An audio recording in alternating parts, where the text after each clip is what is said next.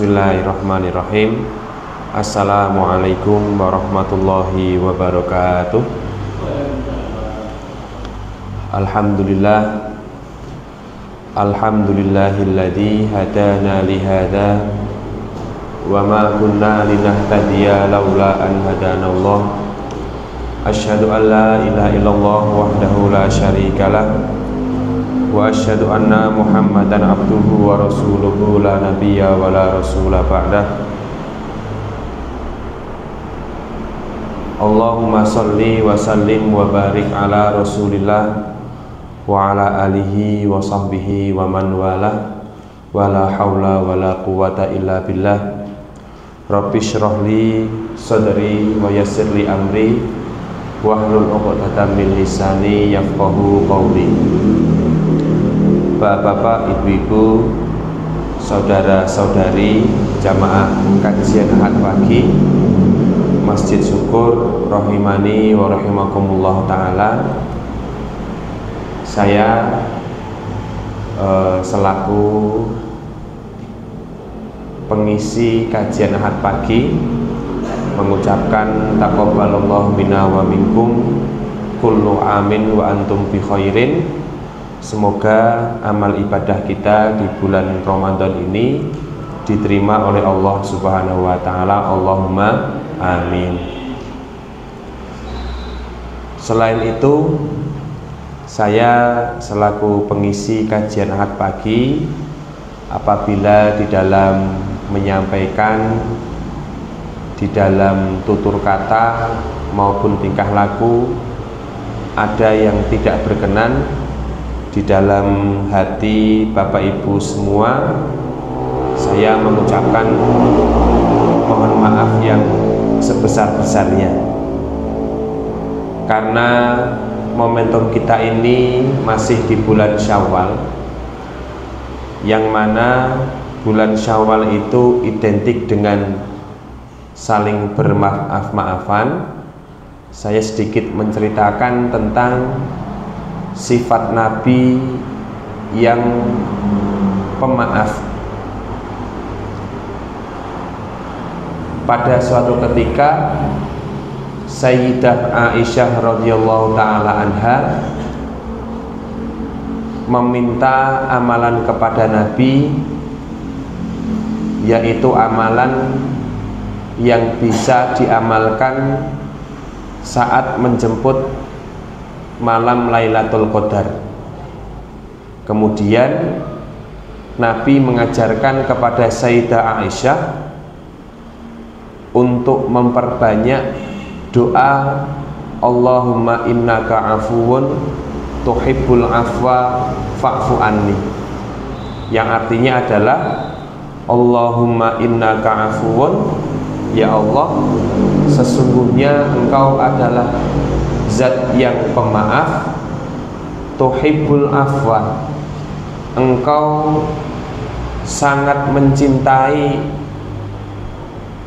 memaafkan, fa'fu anni, maka maafkanlah aku. Jadi di dalam sepenggal doa ini Nabi Muhammad SAW menegaskan kepada kita semuanya bahwasanya Allah itu afuun, atau zat yang maha pemaaf. Begitu juga Nabi Muhammad SAW, beliau membangun peradaban di kota Madinah hingga Islam ini tersebar di berbagai pelosok, yaitu Nabi mempraktekkan yang namanya rasa mudah untuk memaafkan. Dan rata-rata orang-orang dekat yang berada di sisi Nabi adalah mantan-mantan musuhnya yang pernah menyakiti Nabi, dan Nabi memberikan maaf kepada mantan-mantan musuhnya tersebut. Dulu saat Fathu Makkah, Nabi memerintahkan salah seorang sahabatnya yang bernama Bilal untuk mengumandangkan azan di kota Mekah, wabil khusus di Masjidil Haram, wabil khusus di atas Ka'bah. Dan pada waktu itu menjadi muadzin adalah salah satu profesi ibadah yang paling agung.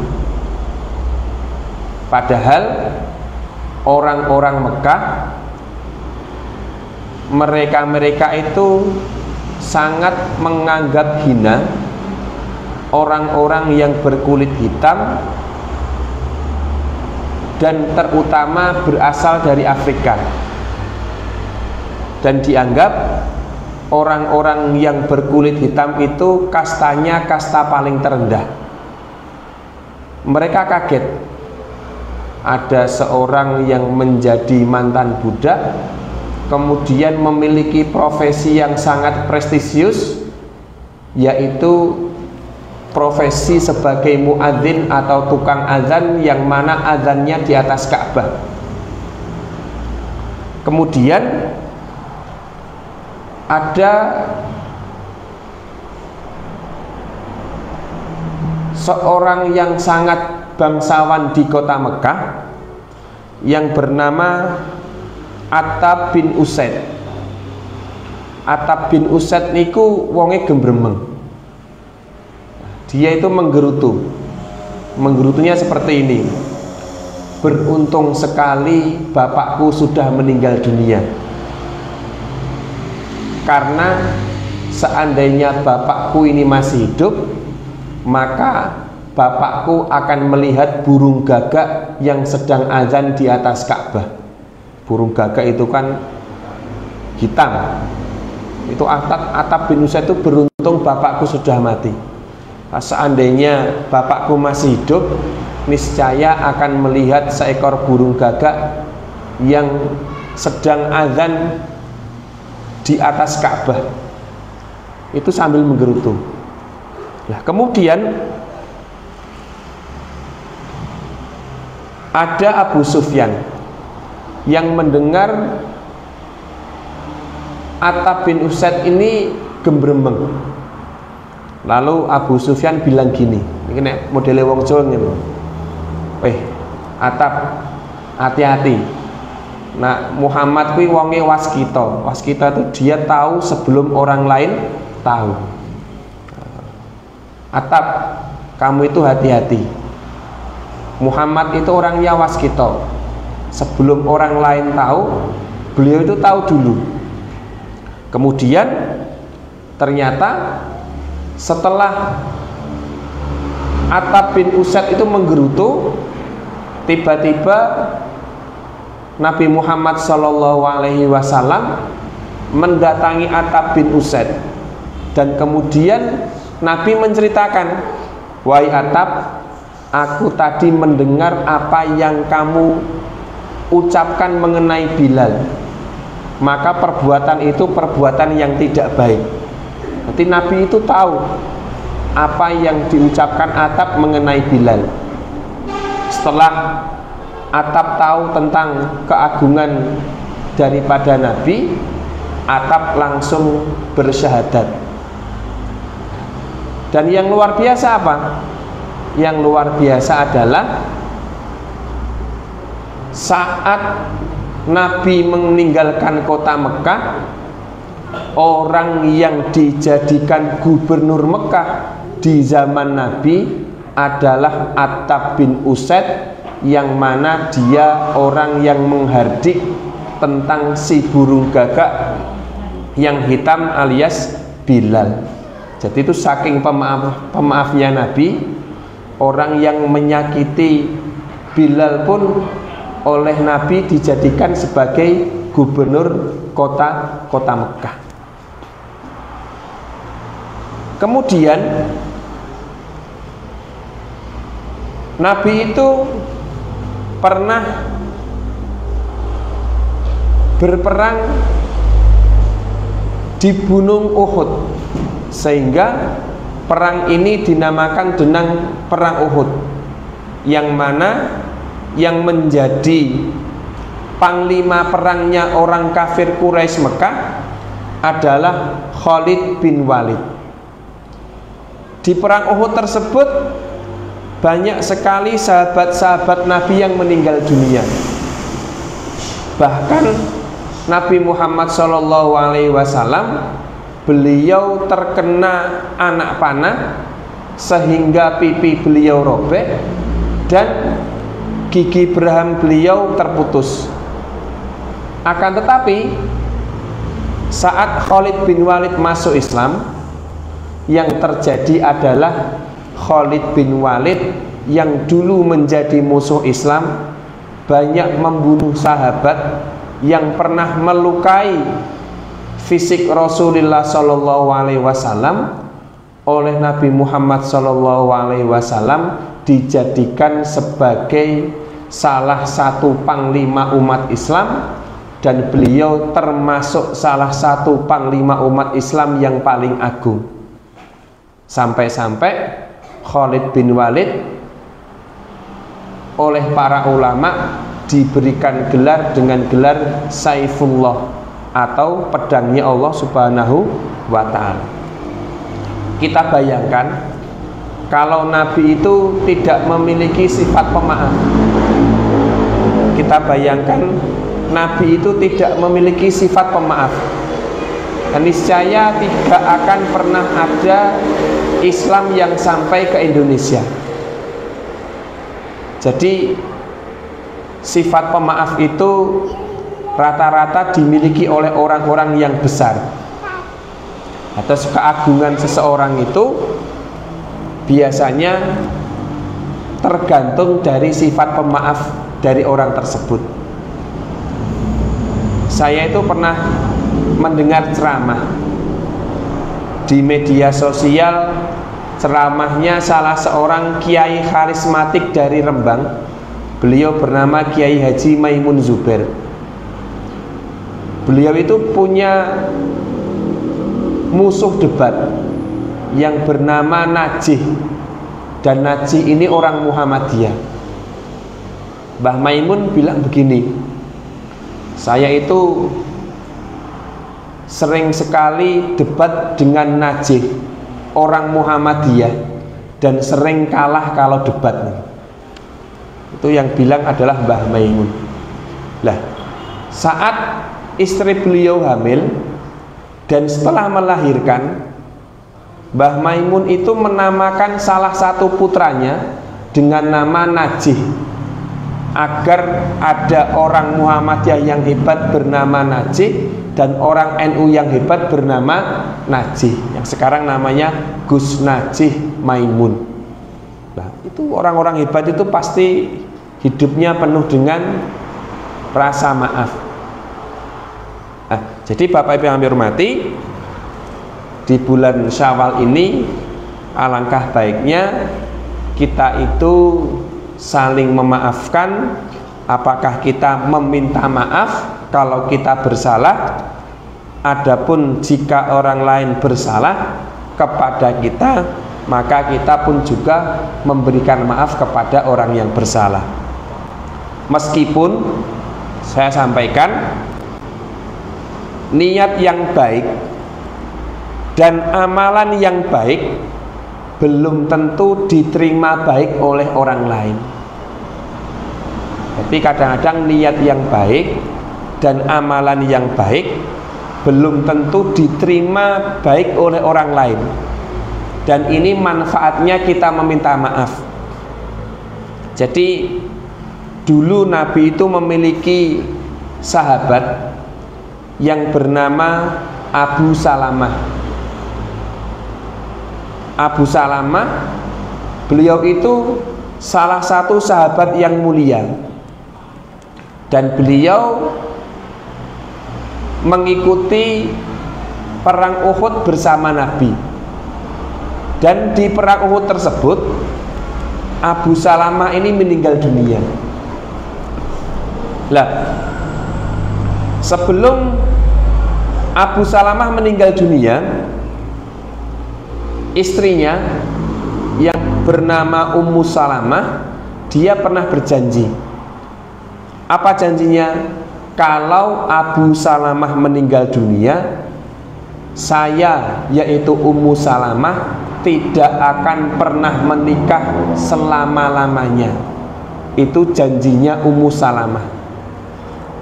Saat Abu Salamah mendengar janjinya istrinya, Abu Salamah itu tidak suka, sambil mengatakan, kalau kamu taat kepada saya, kamu harus menikah setelah saya meninggal dunia. Dan saya doakan semoga apabila aku meninggal dunia, engkau mendapatkan ganti yang lebih baik dariku setelah sepeninggalku. Jadi Abu Salamah mengatakan, kalau aku meninggal dunia, semoga engkau mendapatkan pasangan yang lebih baik dariku sepeninggalku. Itu doanya Abu Salamah nanti kalau dia meninggal dunia. Lah, Nabi Muhammad SAW itu orang yang paling sedih kalau ada sahabat Nabi yang meninggal dunia namun memiliki anak yang sangat banyak sekali.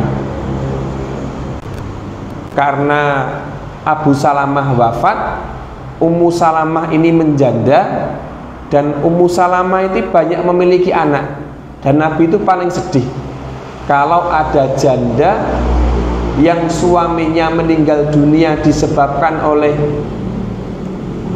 mati karena perang. Itu Nabi sedihnya luar biasa. Lah, saat para sahabat tahu kesedihan dari Ummu Salamah, dan para sahabat tahu doanya Abu Salamah, maka Abu Bakar radhiyallahu taala anhu datang kepada Ummu Salamah untuk meminangnya. Tetapi apa? Tetapi Ummu Salamah menolaknya. Kemudian Umar bin Khattab meminang Ummu Salamah, lalu Ummu Salamah menolaknya. Jadi orang-orang hebat seperti Abu Bakar, seperti Umar yang meminang Ummu Salamah ditolak. Lah, karena Ummu Salamah menolak pinangan dari Abu Bakar dan Umar, dan Nabi Muhammad SAW itu merasa prihatin, kemudian Nabi Muhammad SAW melamar Ummu Salamah, dan Ummu Salamah menerima pinangan beliau, dan ternyata doanya Abu Salamah itu makbul. Apa itu? Kalau aku mati, maka engkau menikahlah dengan laki-laki sepeninggalku, yang mana laki-laki itu lebih baik dariku. Siapa itu? Rasulullah Muhammad Sallallahu Alaihi Wasallam. Lah, setelah Nabi itu menikah dengan Ummu Salamah dengan niatnya bisa menghidupi Ummu Salamah dan anak-anaknya, istri-istri Nabi yang lain itu tidak cocok. Aisyah cemburu karena suaminya menikah lagi. Hafsah bintu Umar pun juga cemburu karena suaminya menikah lagi. Dan niat baik Kanjeng Nabi untuk menolong Ummu Salamah dan anaknya itu ternyata tidak diterima oleh Aisyah dan dengan Hafsah. Jadi kadang-kadang niat yang baik itu, amalan yang baik itu kadang-kadang tidak diterima baik oleh orang lain. Padahal Ummu Salamah ini beliau meriwayatkan 388 hadis. Jadi ini kadang-kadang niat yang baik, amal yang baik itu kadang-kadang tidak diterima baik oleh orang lain. Maka inilah perlunya yang namanya halal bihalal atau saling meminta maaf. Nah, kadang-kadang orang bertanya, apa dalilnya halal bihalal? Dalilnya adalah Pancasila sila ketiga, Persatuan Indonesia. Nah, kalau tidak ada saling memaafkan, ya tidak ada yang namanya Persatuan Indonesia niku. Lah, di dalam sebuah hadis, jadi mengenai halal bihalal. Halal bihalal itu kan adanya cuma di Indonesia, wabil khusus di tanah Jawa. Kadang-kadang ada yang menamakan halal bihalal, kadang-kadang ada yang menamakan dengan nama syawalan, kadang-kadang ada yang menamakan dengan nama open house kalau dia seorang pejabat gitu. Di dalam sebuah hadis yang diriwayatkan oleh Imam Bukhari, Rasulullah Shallallahu Alaihi Wasallam bersabda, "Man kanat lahu madlimatun li ahadin min irdihi aw syai'in," barang siapa yang memiliki kezaliman, barang siapa yang telah berbuat zalim kepada seseorang, min irdihi, apakah karena mengganggu kehormatan seseorang tersebut, au syai'in, atau kezaliman yang lain, fal yuhallilhu, jika ada katanya fal yuhallilhu minhul yaum, maka minta untuk dihalalkan, minhul yaum, di hari itu juga. Jadi niki nek miturut Kiai Jawa, halal bihalal itu dari kata fal yuhallilhu minhul yaum. Dari kata fal yuhallil artinya minta untuk dihalalkan. Fal yuhallilhu minhul yaum. Jadi kata halal bihalal itu dari hadis mangkanat lahu madlimatun li ahadin min irdihi aw syai'in fal yuhallilhu minhul yaum. Barang siapa yang berbuat zalim kepada orang lain, apakah mengganggu kehormatannya atau mengganggu yang lain, maka minta untuk dihalalkan, alias apa? Minta untuk dimaafkan. Sehingga menurut Kiai Jawa niku halal bihalal itu artinya adalah saling meminta maaf niku. Lah,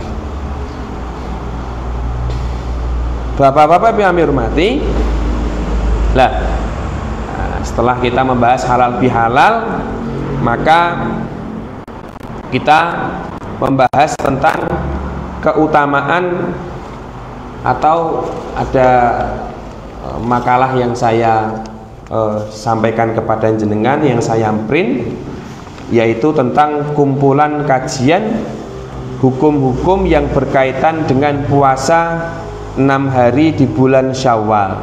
Biasanya banyak yang bertanya tentang hal ini, meskipun kadang-kadang hanya bertanya, kalau puasa Syawalnya belum tentu dilakukan, tapi kadang-kadang banyak yang bertanya. Di dalam sebuah hadis yang diriwayatkan oleh Imam Muslim, an Abi Ayyub Al-Ansari, dari Abi Ayyub Al-Ansari radhiyallahu ta'ala anhu, semoga Allah meridhoinya, annahu haddatsahu, bahwasanya beliau menceritakan, anna Rasulullah sallallahu alaihi wasallam qol, bahwasanya Rasulullah sallallahu alaihi wasallam bersabda, man shoma ramadhana, barang siapa yang berpuasa penuh di bulan Ramadan, barang siapa yang berpuasa penuh di bulan Ramadan, apakah puasanya 29 hari atau puasanya 30 hari. Wa atsba'ahu ay thumma atsba'ahu sittan min Syawal, kemudian diikuti 6 hari dari bulan Syawal, maka fadilahnya adalah kana kasiyamid dahri, maka pahala puasanya seperti pahalanya orang yang berpuasa ad-dahr. Jadi kata ad-dahr, kana adalah pahala puasanya itu kasiyamid dahri, seperti puasanya ad-dahr. Kata ad-dahr di sini memiliki dua makna. Kata ad-dahr di sini memiliki dua makna. Makna yang pertama adalah al-umru, yaitu seumur hidup. Kalau diartikan ad-dahr dengan kata makna al-umru, maka hadis ini diartikan dengan arti barang siapa berpuasa penuh di bulan Ramadan, lalu ia mengikutinya dengan puasa sunnah 6 hari dari bulan Syawal, maka pahala puasanya seperti seumur hidup. Kalau ad-dahr ini diartikan dengan al-umru. Tapi makna ini tidak populer di antara para ulama, karena makna yang kedua dengan makna ad-dahr adalah as-sanah atau setahun penuh. Sehingga banyak sekali ulama yang mengartikan ad-dahr di sini dengan arti seperti pahala orang yang puasa 1 tahun penuh. Dari mana hitung-hitungan orang yang puasa Ramadan dan puasa 6 hari di bulan Syawal itu seperti orang yang puasa setahun penuh? Nah, ini kita kaji adalah ini pahalanya adalah pahala yang paling minim. Terus orang yang puasanya itu full di bulan Ramadan plus dengan 6 hari di bulan Syawal, itu pahala minimalnya adalah pahalanya 1 tahun penuh. Kenapa? Karena setiap satu kebaikan maka akan dilipat gandakan dengan 10 kali kebaikan. Bisa ulangi lagi, setiap satu kebaikan pasti akan dibalas dengan 10 kali kebaikan. Kalau orang itu puasanya 30 hari, kemudian Allah memberikan pahala dengan 10 kali kebaikan, berarti 30 dikali 10, totalnya berapa? 300. Kalau ditambahi dengan 6 hari di bulan Syawal, berarti 6 dikali 10 sama dengan 60. 300 ditambah 60 berarti 360 hari. Jadi orang yang puasa Ramadan 30 hari plus dengan puasa Syawal sebanyak 6 hari, total 36 hari, dikalikan dengan 10 kali kebaikan, maka totalnya adalah 360 hari. Jadi orang yang puasa Ramadan 30 hari full plus dengan 6 hari puasa di bulan Syawal, maka seakan-akan dia itu pahalanya paling minim adalah seperti orang yang puasa selama setahun penuh itu. Lah, tetapi hal ini fadilahnya hanya di dalam hal pelipat gandaan pahala saja. Terus wah, aku wis poso 30 dina di bulan Ramadan, terus aku wis poso Syawal 6 dina, ya ora usah poso Senin Kemis, ya ora usah poso Ayyamul Bid, ya ora usah poso Arafah, ya ora usah poso Asyura. Alasane sudah memiliki pahala puasa selama 1 tahun penuh. Nah niku padahal seperti Al-Ikhlas itu sepertiga daripada Al-Quran, dari pahalanya, bukan dari isinya semuanya. Lah itu keutamaan puasa 6 hari di bulan Syawal. Nah ini di bulan Syawal itu rata-rata kathah piyantun ingkang mantu. Kalau diwingi niku jagong, bibar niki jagong teng Solo. Ini bar niki jagong teng Solo. Lah itu yang pertama. Lalu yang kedua tentang hukum puasa 6 hari di bulan Syawal.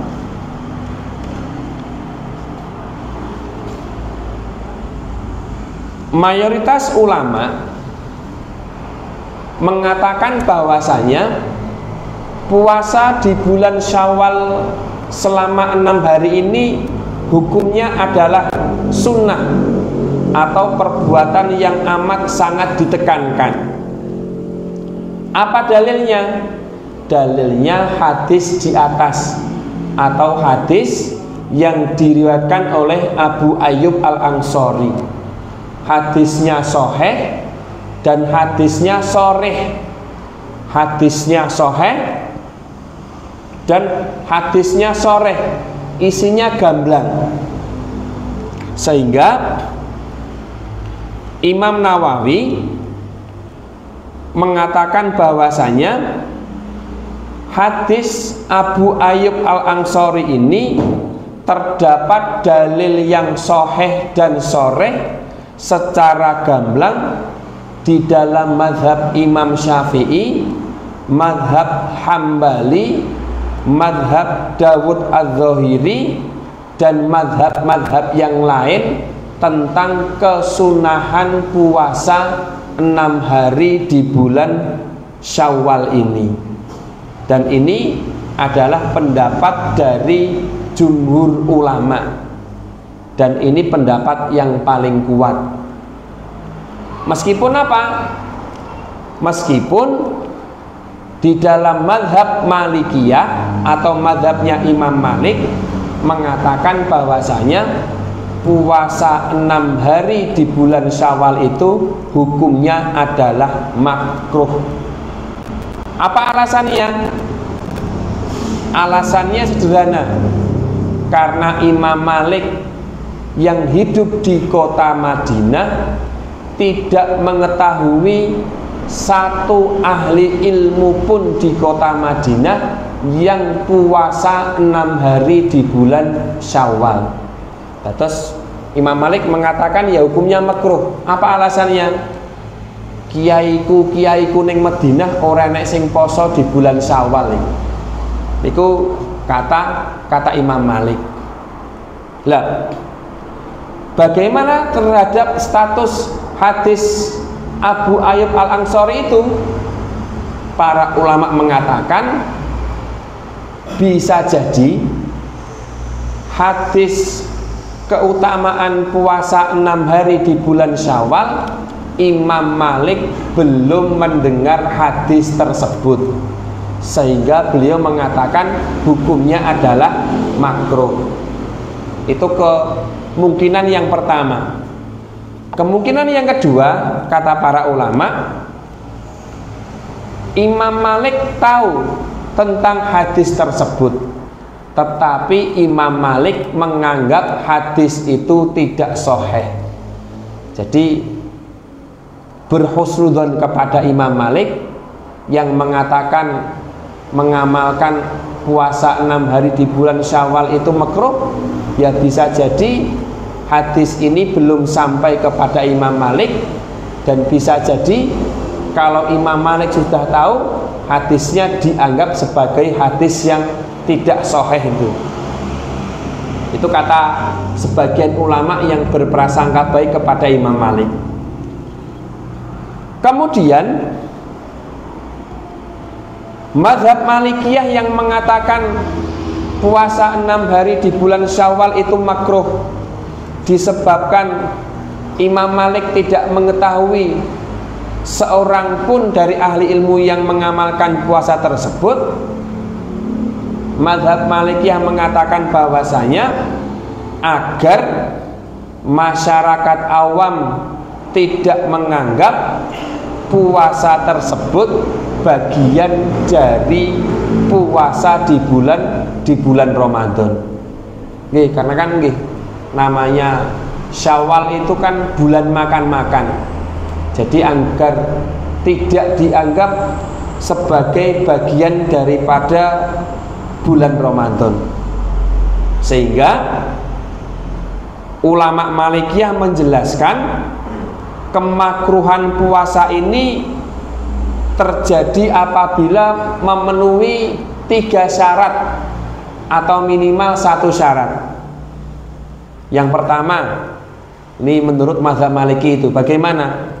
Orang yang dianggap ustadz, dianggap mubalik, dianggap dai, diminta untuk tidak berpuasa. Apa alasannya? Jangan sampai masyarakat awam menganggap puasa Syawal itu puasa yang wajib. Terus nek kula niku menurut mazhab Malik nek poso niku mboten patut. Kenapa mboten patut? Nek mengke diarani wajib nih. Atau yang kedua, dilakukan bersambung dengan bulan Ramadan. Terus tanggal 1 Syawal ada larangan puasa, atau di Idul Fitri ada larangan puasa, lalu hari kedua, ketiga, keempat, kelima, keenam, ketujuh dia puasa Syawal. Iku nek miturut mazhab Maliki mboten cocok. Kenapa? Ya nanti dianggap puasanya berturut-turut bersambung dengan Ramadan.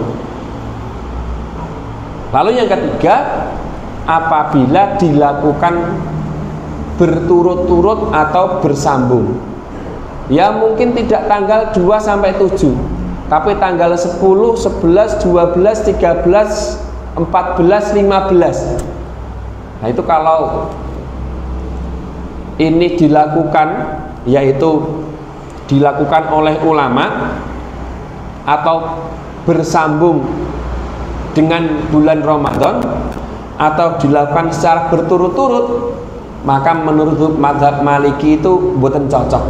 Kenapa? Takutnya dianggap sebagai sebuah kewajiban. Nah, niku. Tetapi kalau di Muhammadiyah menggunakan pendapat dari jumhur ulama, yaitu mengakui puasa 6 hari di bulan Syawal.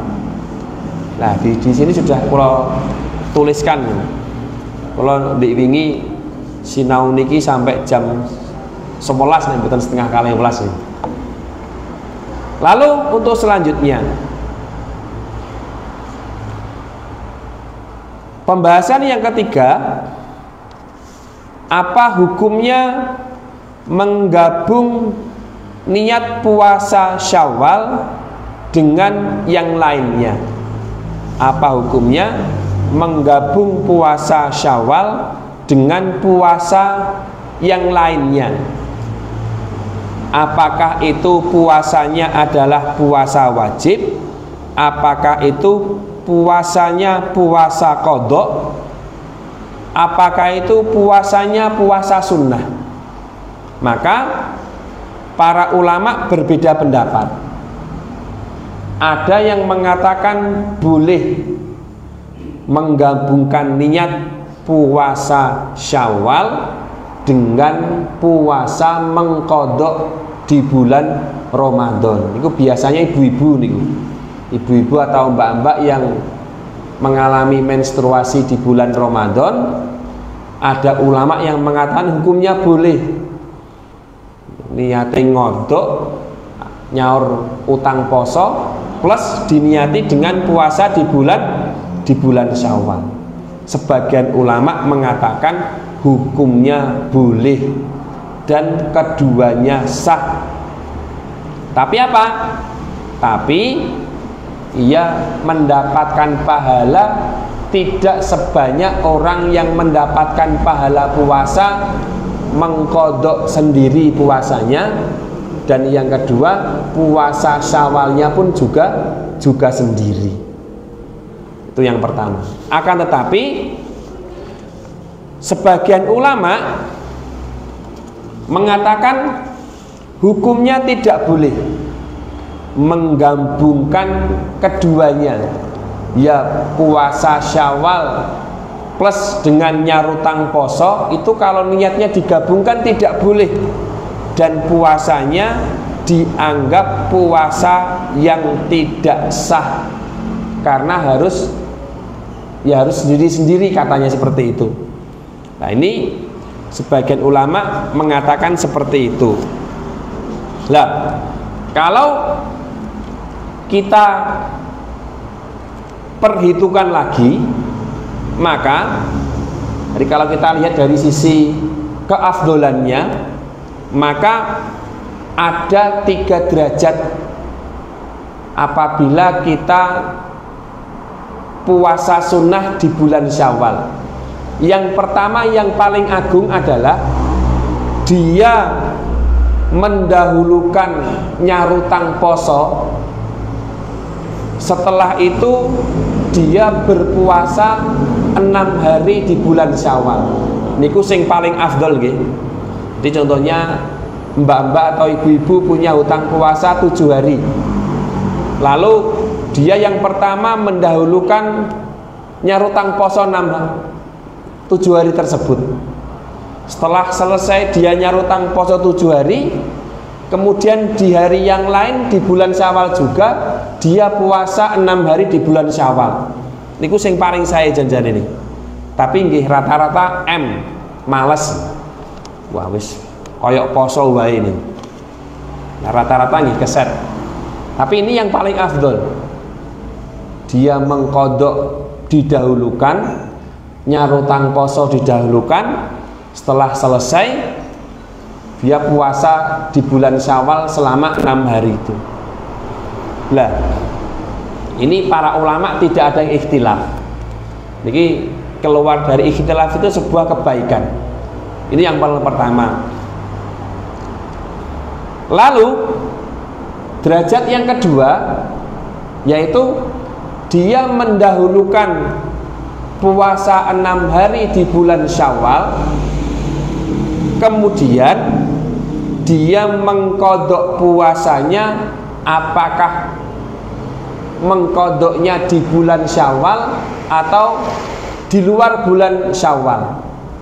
Jadi yang kalau tadi kan mengqadha dulu tetapi di bulan Syawal, setelah itu dia tetap melakukan puasa 6 hari di bulan Syawal. Itu yang paling afdol.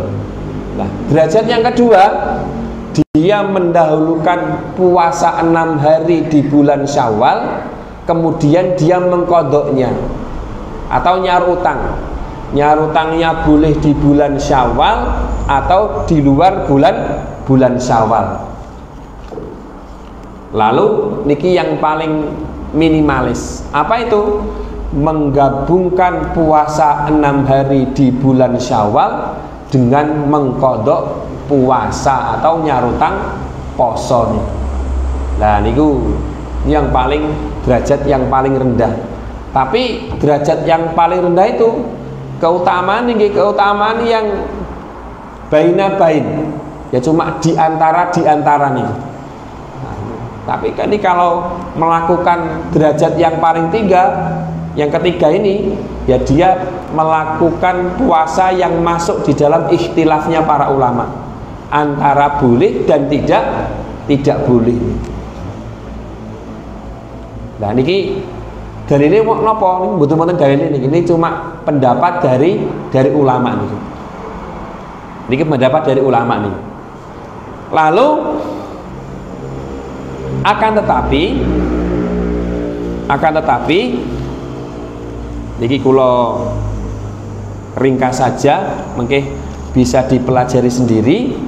Akan tetapi seperti ini, Bapak Ibu yang dihormati, orang yang berpuasa di bulan Syawal, kalau dia masih memiliki hutang puasa di bulan Ramadan, maka terdapat dua keadaan. Ada orang yang memiliki hutang di bulan Ramadan, maka dia memiliki dua keadaan. Kalau dia tidak berpuasa di bulan Ramadan disebabkan karena tidak ada udzur syar'i, contoh awan-awan ngelak banget, nah, terus mokel, ini kan tidak ada udzur syar'i ini, awan-awan ngelak, akhirnya nggih mokel ngombe, ini tidak ada udzur syar'i, maka kata para ulama dia diharamkan puasa Syawal kecuali dia sudah selesai membayar hutang puasa tadi. Kenapa? Ya karena dia harus mendahulukan kewajibannya daripada mendahulukan melakukan ibadah sunnah tersebut. Tapi kalau orang itu tidak berpuasa di bulan Ramadan disebabkan ada udzur syar'i, apakah dia wanita karena menstruasi atau karena dia sedang safar, maka dia diperbolehkan untuk mendahulukan puasa 6 hari di bulan Syawal, meskipun mengkeh nyarutang posone sok ben, tapi dia diperbolehkan karena dia ada udzur syar'i ini. Terus itu harus diperinci dulu. Ini kata para ulama mazhab Syafi'i seperti itu. Lah, mungkin itu jelasnya panjenengan bisa membaca apa yang saya tulis di kesimpulan kajian hukum-hukum yang berkaitan dengan puasa 6 hari di bulan Syawal niki. Nggih, Bapak-bapak Ibu yang hormati, cekap semanten ingkang saged kula aturaken. Mugi-mugi manfaat. Wassalamualaikum warahmatullahi wabarakatuh. Mungkin wonten ingkang badhe tanglet mbok menawi saged kula jawab, nek mboten nggih mboten napa-napa. Pun nggih, ketinggalan sampun jelas.